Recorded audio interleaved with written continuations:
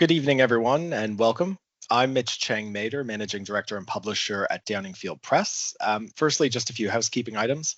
You're welcome to turn your cameras on, but please be aware the event is being recorded. So if you'd like not to be in the recording, keep your camera off. Thank you all so much for attending tonight's launch of the second edition of Olga Woronoff's Upheaval. Tonight's launch will feature a question and answer panel discussion between Helen Azar, who wrote the foreword to the second edition, and Alex de Fircks, granddaughter of the author Olga Woronoff, and the person who extensively revised and updated the text, and without whom there would be no second edition. Audience members are welcome to use the Q&A feature that's built into this platform to submit any questions they may have, and we'll do our best to try and get to these at the end of the discussion panel, time permitting. Before we get into tonight's proceedings, I'd like to say a few words about the journey this book has taken.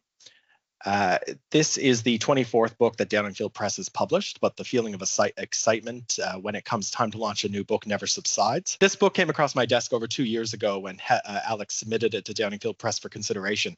And it's been a pleasure to work with Alex over the past year as we brought this new and expanded and updated edition of her grandmother's memoir back into print. The second edition of Upheaval is really no simple reprint. It's nearly twice the length of the original edition. It includes the author's diary from 1919 at the height of the Russian Civil War, as well as a treasure trove of letters between the author and the Romanov princesses, printed by permission of the Russian State Archives. For the first time, Upheaval is also available as an ebook from all major retailers worldwide, and I don't know if Olga Woronoff would know what an ebook is, but I'm pretty sure she'd be impressed by that. I hope that this new edition of Upheaval will bring Olga's incredible story to a new generation of Russian history fans, and I hope that this extensively footnoted and expanded second edition will bring new insight for those who may have read the original edition. The book is now available from most retailers in both paperback and ebook formats, and you can visit our website, www.downingfield.com, to find a local retailer in most major English markets. I'd like to now introduce the panel for tonight's discussion. Alex de Fircks is a family historian, writer, and scholar. Her academic awards include 2 Bachelor of Arts degrees, including one with honors, a Diploma of Family History, and a Master of Research, where her thesis examined how to narrativize family history ethically and authentically. She has written several short stories and articles. In 2013, Alex was the highest placed Monash University student in the Monash University Undergraduate Prize for Creative Writing as part of the Emerging Writers Festival. Her entry was published in the 2013 anthology Promise, Monash University Undergraduate Prize shortlist. In 2020, Alex was shortlisted for both the St. Kilda Short Story Competition and the Genealogical Society of Victoria Writing Competition. Her story for the latter was published in the GSV's Ancestor magazine. Alex is passionate about her research, history, genealogy, and family stories. Her ancestors originate from Russia and the Baltic states, and she is especially interested in the conflicts that helped shape their lives. Alex's research into her family history is ongoing, and she writes stories about her ancestors at her website, www.alexdefircks.com. And our other panel member tonight is Helen Azar. She's a historian and biochemist with a passion for the Romanov family. Her interest began in the 1990s with the discovery of the imperial remains near Ekaterinburg. While studying library science, she interned at the Tsarskoye Museum, working with the Tsar's personal book collection. Since 2012, Helen has published several books based on her original translations of the Romanov diaries and letters, including the Diary of Olga Woronoff and Maria Romanov, the third daughter of the last Tsar. She also runs a dedicated website featuring articles and digital publications. In 2018, she launched the In Their Steps tour, retracing the final years of the Romanovs across Russia. Helen's work focuses on presenting primary sources with minimal interpretation, allowing readers to draw their own conclusions. You can learn more about Helen's work at her website, www.theromanovfamily.com. And now I'd like to hand over to Alex de Fircks to say a few words of welcome. Thanks, Mitch. And welcome, everyone. I'd like to thank all of you for coming to this launch. It's a real pleasure to see you, and I'm especially pleased that we could do this launch virtually, as I know there's been some interest from overseas, and going online provides the opportunity for us to be more inclusive. We can also record it so people will be able to watch it later, as Mitch also indicated. Technology does have its advantages. And speaking of technology, the other day I was going through the emails that I sent and received when I began researching this second edition of Upheaval. And it seems that I started this journey around 2019. So it's taken at least 6 years to get to this point. It has certainly been an interesting journey, and one which I couldn't have gone on without assistance and support from so many people, including Helen, who's here with us tonight. I'm so grateful to each and every one of them. I'll hand it back to you, Mitch. Thank you, Alex. Now, in terms of the main feature tonight, which is the panel discussion between Alex and Helen, as I said, we do have some prepared questions for Alex that we'll be asking her. But if you have any additional questions, you can use the Q&A feature, and if we have time, we will certainly get to some of those. Now, I'm going to hand over to Helen to ask the first question. Let's start the first question, Alex. What inspired you to revisit and revise your grandmother's memoir for the second edition? Great question. From memory, I was bored one day and decided to Google all of the names in my immediate family.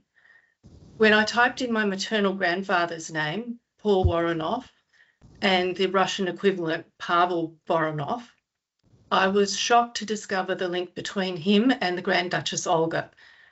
So I quickly went back and reread my copy of Upheaval to see if my grandmother had written anything about it, and discovered that she hadn't. So on this reread of Upheaval, I also found some passages which puzzled me. So I began to look for the truth of these, and one thing led to another, and I thought that maybe if I was interested, other people would be as well. So how did you decide which new material to include, such as the 1919 diary that wasn't included before, and just some archival correspondence and things like that? When I discovered my grandmother's diary in amongst all the documents that I had been left by my parents, and had it translated, I realised it gave a better picture of life in the south of Russia during the conflict, and therefore I decided to include it. I toyed with the idea of integrating the diary entries into the main manuscript, but in the end it seemed to work better as an appendix. And similarly, I felt the archival correspondence between my grandmother and the two eldest Grand Duchesses would demonstrate the relationship with them better than any explanation I could give. Yeah, certainly. So were there any parts of the original manuscript that you felt needed clarification or expansion for the modern reader? Yes, definitely. In fact, whenever I needed to clarify something for myself, I thought readers would also benefit from the same clarification, which is why I included footnotes, probably a throwback to all my academic learning. For example, I attempted to find out more about the people my grandmother mentioned, generals, and also the places that they lived or visited. And when I could find out the details of this, I put them in the footnotes and explanatory notes. Yeah, that was probably the most challenging part. Definitely. Footnotes always are. So what was the most challenging aspect besides the footnotes of preparing this second edition? So besides the footnotes, I felt that it was very challenging to maintain the balance between the story my grandmother had wanted to tell, while adding in the explanations and the other material such as her diary in order to give the reader context and also provide some sort of historical authenticity. Right. How did your understanding of their lives change as you read and worked on Upheaval? And did it? It did, yes. So I first read Upheaval as a young teenager, and then I revisited it now and again over the years. And this time, as I reread it, while questioning some of the things my grandmother wrote about, I could really clearly see the stark differences between the lives that they lived before and after the revolution. My grandmother's style of writing makes it really easy to glide over the more horrific parts of her memoir, but having to research those times made me appreciate their resilience more and more. Mm. And what do you hope, or what did you hope your own children and grandchildren will take away from this book, which they'll hopefully read? Yeah, I hope one day, maybe. Mm-hmm.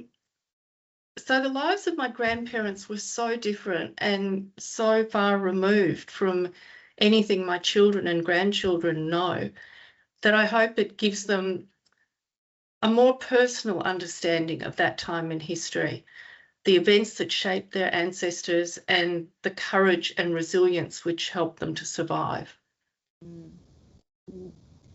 How did you go about researching the historical events surrounding the revolution, the Russian Revolution, and the Civil War, and in order to contextualize the story through footnotes and the new chapter that you did? I read a lot. I read any books I could get my hands on, articles, websites, everything I could find.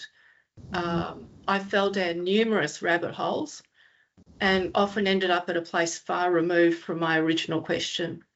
It's probably why I took so long to complete the project.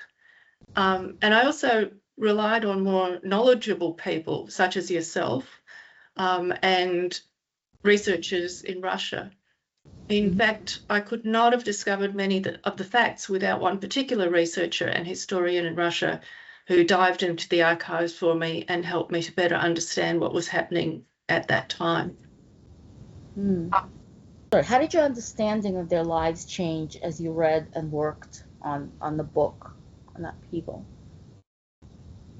I think that it was, what I understood was that they were quite different people from the people that I knew. So I knew quite elderly grandparents. My grandmother was quite fragile. But reading through Upheaval and doing the research made me realise that they were quite different people. She had a lot of courage and a lot of resilience and faced challenges all the time and found solutions. How did you handle the more difficult, controversial aspects of your grandparents' views, such as their anti-Semitism?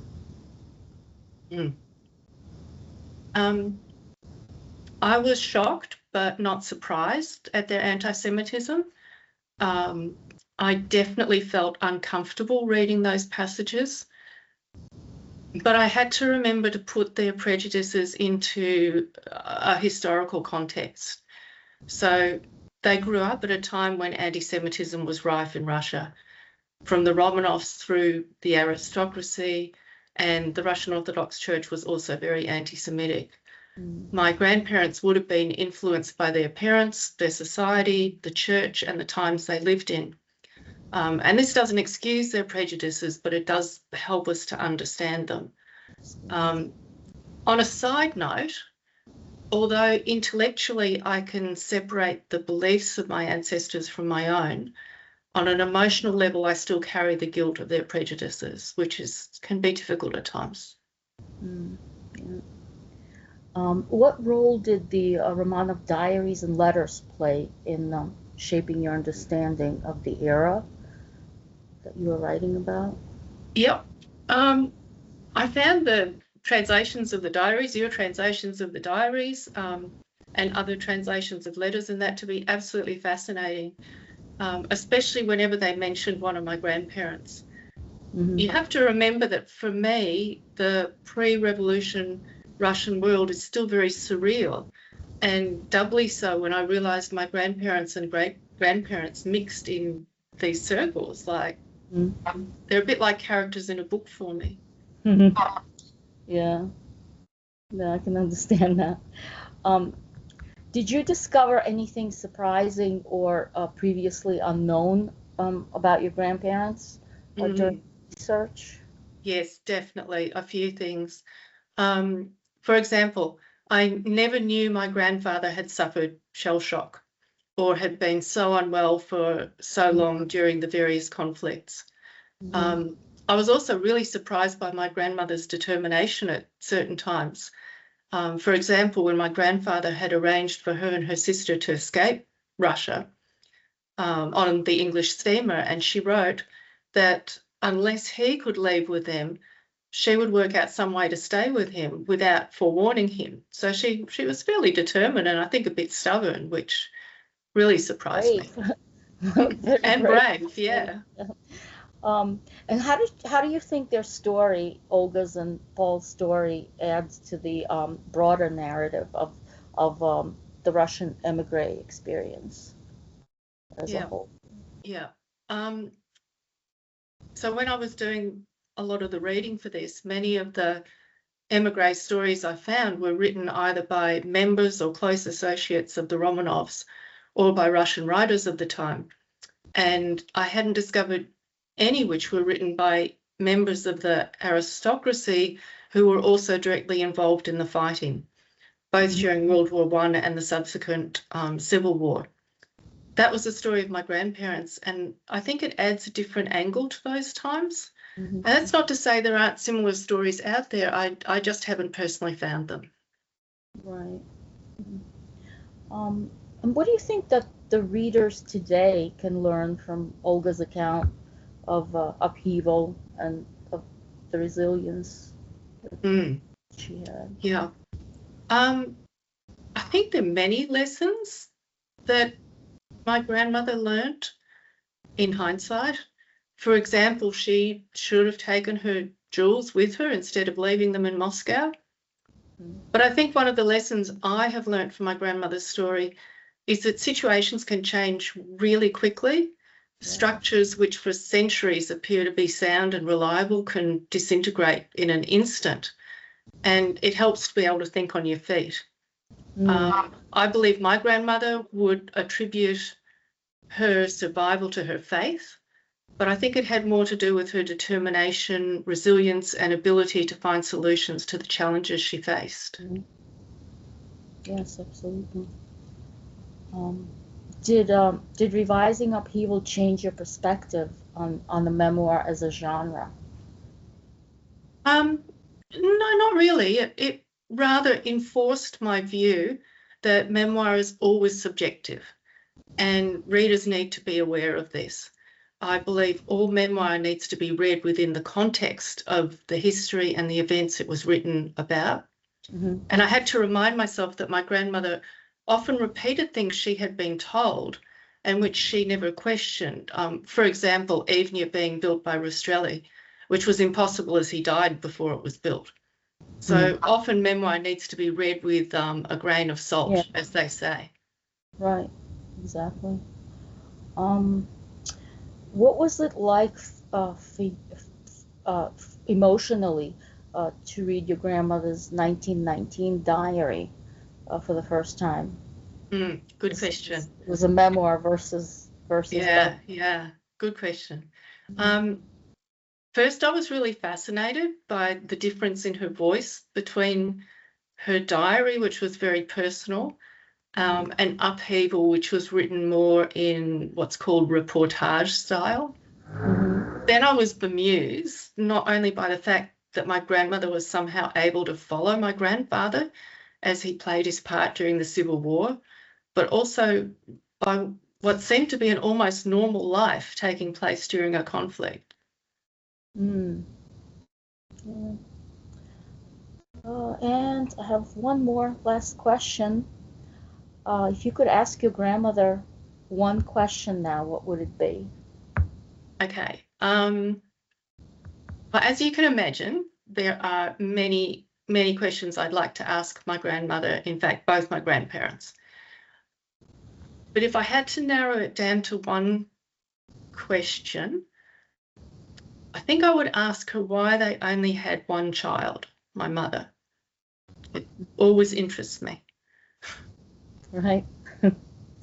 So I guess they never talked about that. And No, and I have no idea why.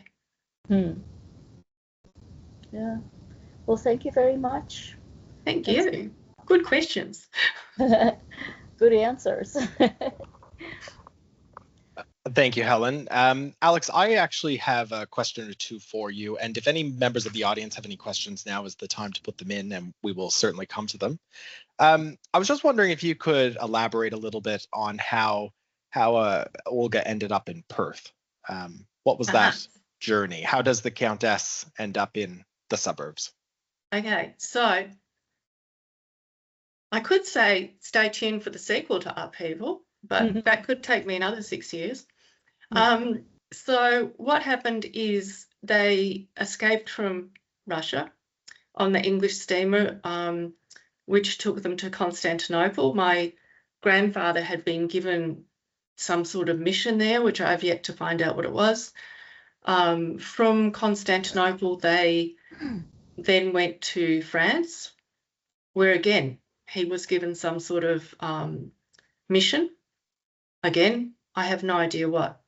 So they stayed in France until 1928 in various places, from Paris to the south of France and back to Paris again.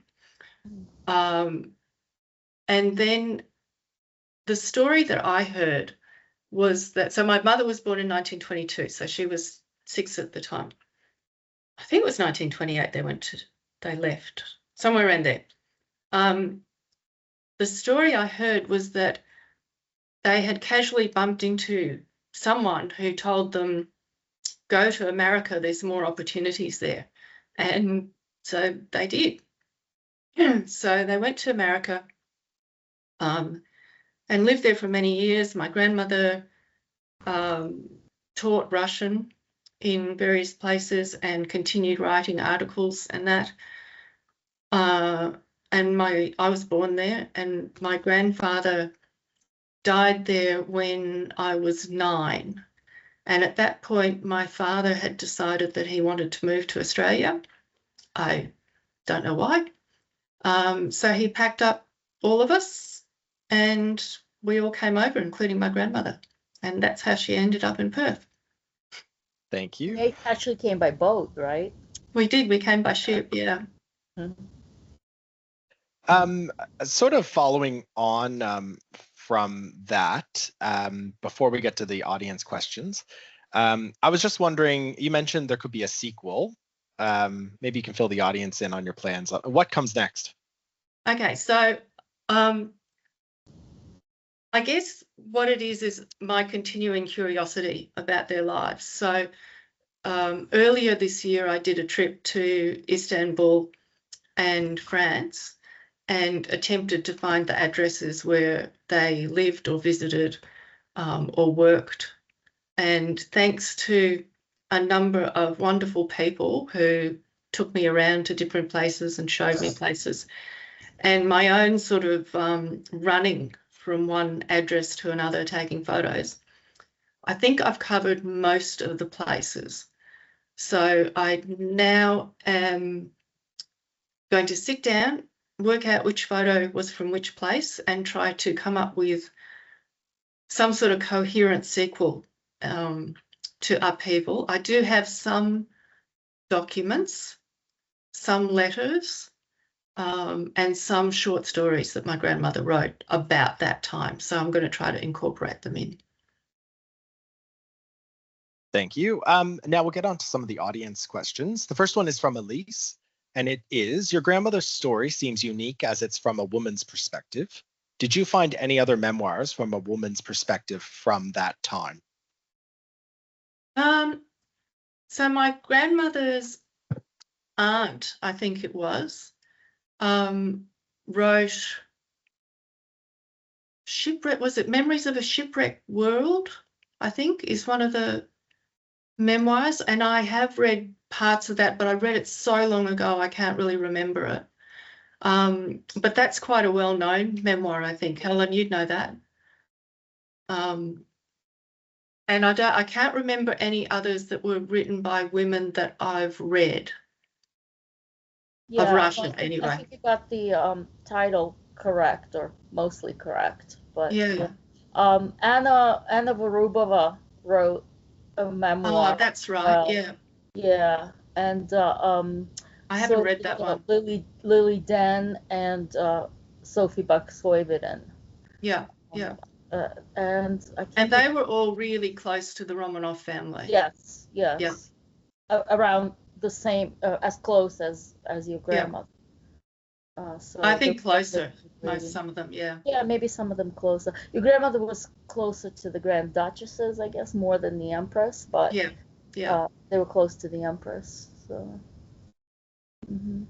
Now, the next question, and I may give a partial answer on your behalf, Alex, is from Ruth. Could you discuss the rumor that Olga's father, Constantine, was actually the son of Nicholas I? This fascinated me. Now, this is covered in the book, in the footnotes, is it not, Alex? It is covered in the footnotes. And I can just say that it might also continue to be covered in the sequel.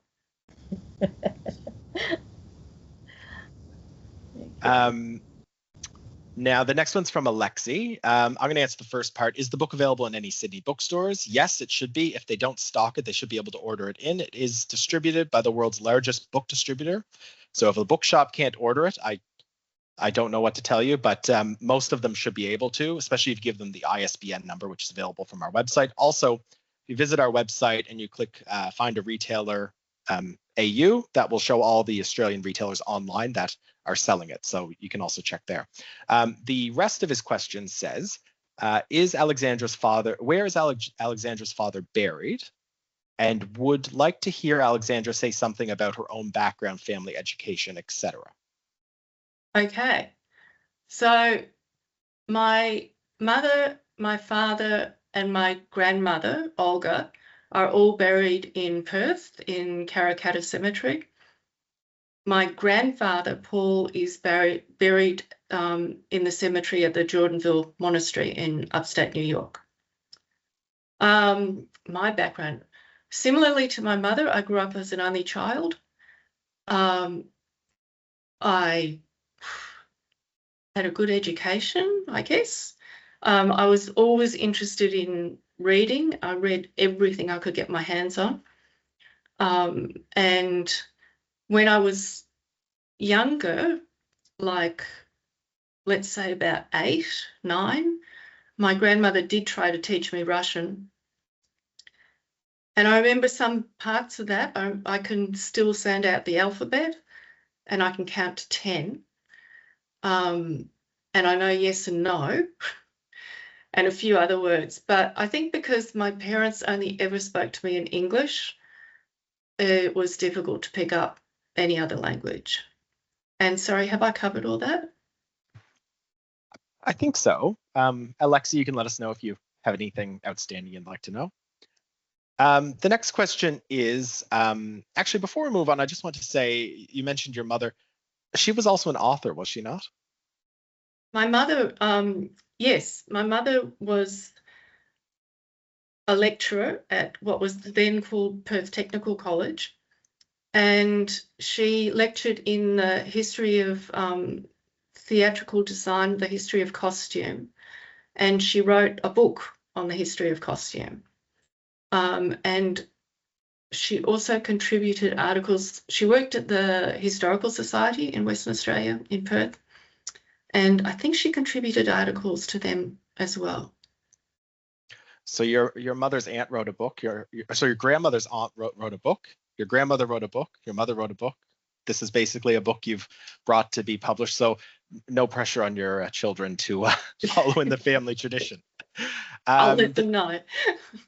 The next question is from Jared and Beck. From your research, what new information were you surprised about or was most meaningful to add to the new book? Okay.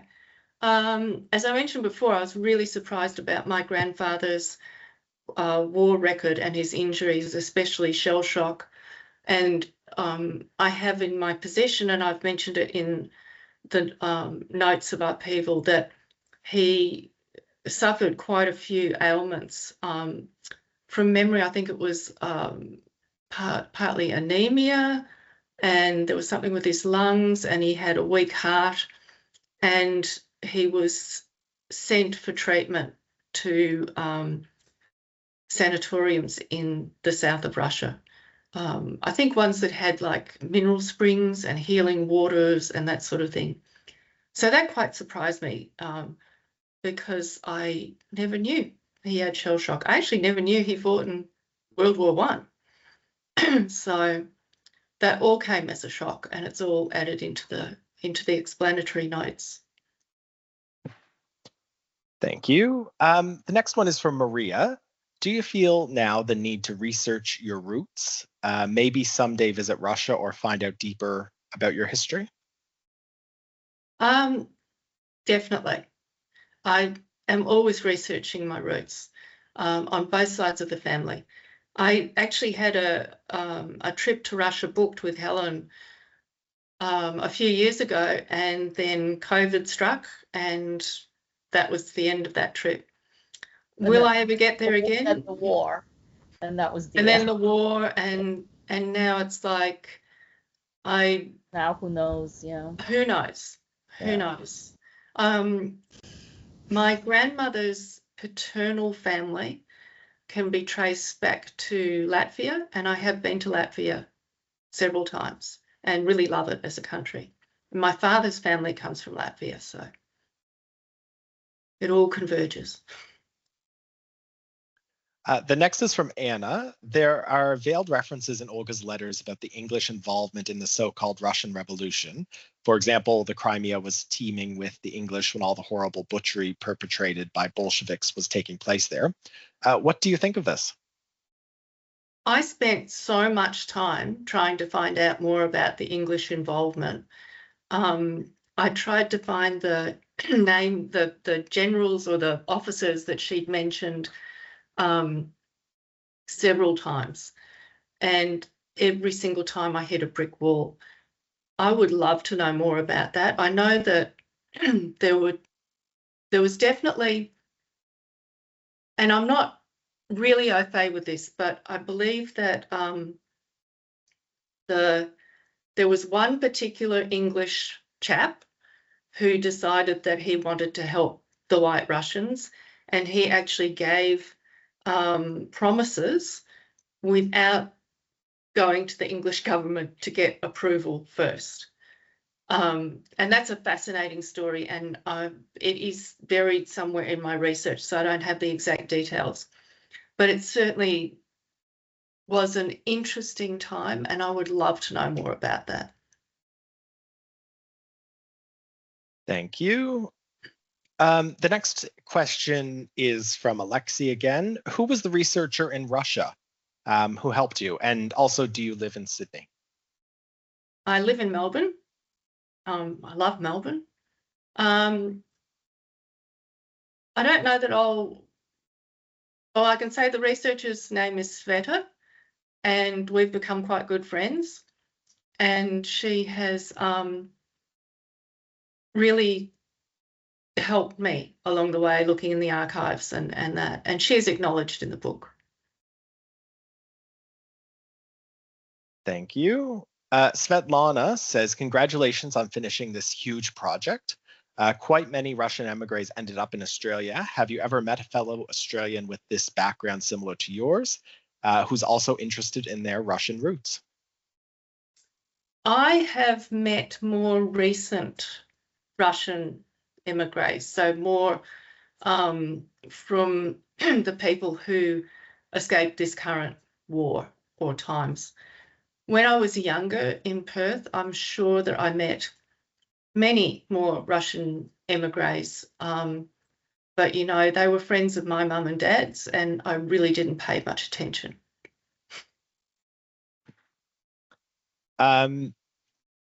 Maria suggests that a DNA test may finally put to bed once and for all whether the rumors are true about Constantine. Yes, well, that would work if the only way that it can be done is through the male DNA. I can't remember what the official thing is, but because I'm not male, my mother wasn't male and my grandmother wasn't male, there's no way to do a direct test on that. Yeah, Y chromosome, Rose, yeah. So no, I have looked into it, but it can't be done. Now we're getting to the end of the questions. Alexei asks if you've ever met Andre Michael Romanov from Double Bay. No, I haven't. And he has asked about the book again. I may just share my screen for a moment just for the benefit of the audience. If you go to our website and click on Upheaval, we've got all these buttons. So if you want the ebook, just click that. It'll take you right to the ebook. But then depending on what country you're in, you can just click one of these. And if you do, it'll bring up a page showing all of the retailers and where you can find it for the paperback. So I just thought I'd share that quickly for anyone who's interested in buying the book. And that's covered that.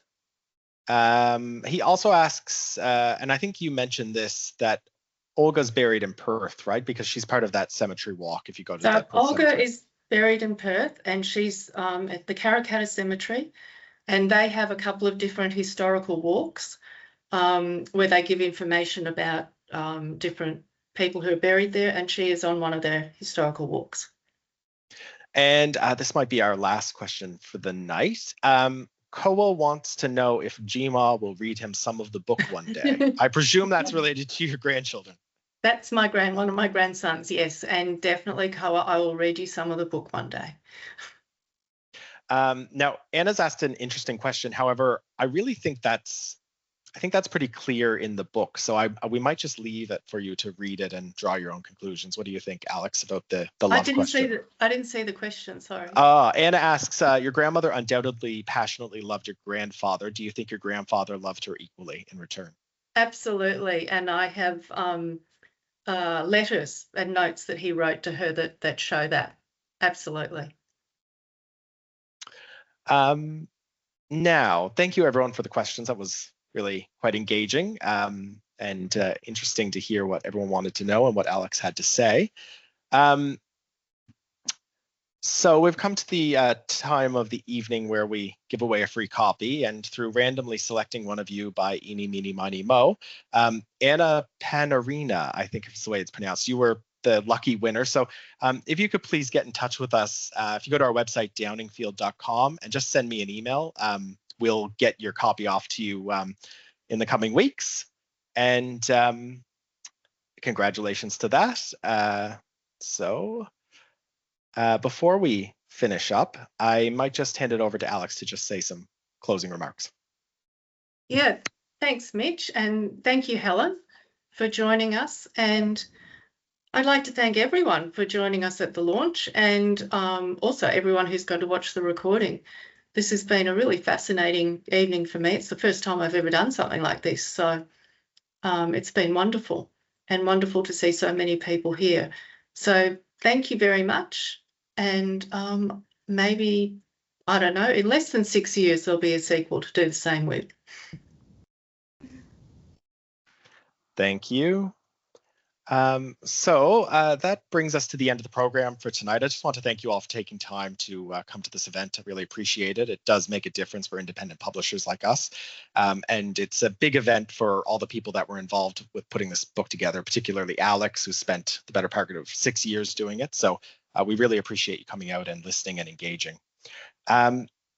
As I mentioned, the book is available on Amazon or wherever you'd like to buy your book. Most booksellers should be able to order it in if they don't stock it. And if you enjoy it, or even if you don't, we'd appreciate if you could leave an honest review on Amazon, because it really does make a difference for readers finding the book. There will be a recording available of this on our YouTube page. So if you'd like to share it with anyone who you think may be interested, the link should be up on our website in a few days, and we'll share it through our social media as well. Thank you all, everyone. Thank you, Helen. Thank you, Alex. And thank you especially to the audience who joined us tonight. Thank you.